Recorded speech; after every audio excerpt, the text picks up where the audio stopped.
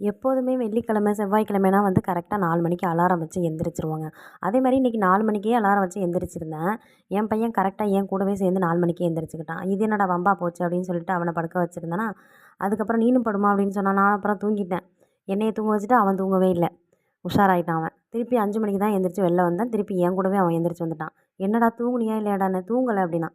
சரி வா அப்படின்னு சொல்லிட்டு இதுக்கப்புறம் படுத்தோம்னா வேலைக்காவது வேலையெல்லாம் பார்க்கணும், சாமி கும்பிடணும், லஞ்ச்லாம் சமைக்கணும் பாப்பாவுக்குன்னு சொல்லிட்டு அதுக்கப்புறமா வெளியில வாசக்கூட்டலான்னு போனா, வெளியில பார்த்தீங்கன்னா, ஒரே மொஸ்கட்டை பூச்சி. இது வந்து ஒரு அரிப்பூச்சின்னு சொல்லுவாங்க. அரிக்கும். மேலலாம் தட்டுனா பயங்கரமா அரிக்குங்க.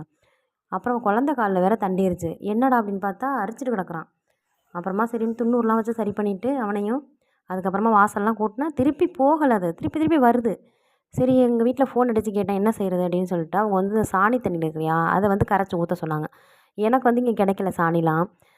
அதுக்காக வேண்டி சரி வேறு ஏதாவது சொல்லுங்க அப்படின்னேன். அப்புறமா சோப்பு தூள் இருக்குல்ல, சோப்பு தண்ணி. சோப்பை வந்து நல்லா தண்ணியில் கரைச்சிட்டு அதை ஊற்றுப்பா அப்படின்னு சொன்னாங்க. அதுக்கப்புறமா அதை ரெடி பண்ணி அப்படியே ஊற்றுனா அங்கங்கேயே செத்து கிடந்துச்சு. சரி அசிங்கமாக கிடைக்க வெள்ளிக்கிழமை எதுமான்னு சொல்லிட்டு திருப்பி எல்லாத்தையும் கூட்டிட்டு திருப்பி எல்லாத்தையும் மஞ்சள் தண்ணியெலாம் ஊற்றி கழுவிட்டு அப்புறமா கோலம்லாம் போட்டுட்டு சுக்கிரஹோர பூஜையும் பண்ணி முடிச்சிட்டேன். ஒரு 6:45 மணி போல் பண்ணியிருந்தேன். எப்போயுமே 6 6:15க்குள்ளே முடிச்சிருவேன். இன்றைக்கி வந்து கொஞ்சம் லேட் ஆயிடுச்சு. இந்த பூச்சியால் தான் எல்லா பிரச்சனையும் நடந்துருச்சு. சரின்னு சொல்லிட்டு அப்படியே கிச்சன் பக்கம் போயாச்சு. ஒரு டீயையும் போட்டு குடிச்சிட்டு அப்புறமா சரி சாம்பார் வைப்போம் அப்படின்னு சொல்லிட்டு முள்ளங்கியை வந்து வதக்கிட்டுருக்கேன். முள்ளங்கி வந்து வதக்கிட்டு சாம்பார் வச்சா நல்லாவே இருக்கும். ஒரு சிலவங்களுக்கு இந்த ஸ்மெல்லு பிடிக்காது முள்ளங்கியில். இப்படி வதக்கிட்டு கொடுத்தீங்கன்னா எல்லாருமே சாப்பிடுவாங்க. சாப்பிடாதவங்களுமே சாப்பிடுவாங்கங்க. அப்புறமா தக்காளி சட்னி தான் அரைச்சி 2 தோசையும் ஊற்றி பாப்பாவுக்கு காலையிலே சாப்பிட்றதுக்கு கொடுத்தாச்சு.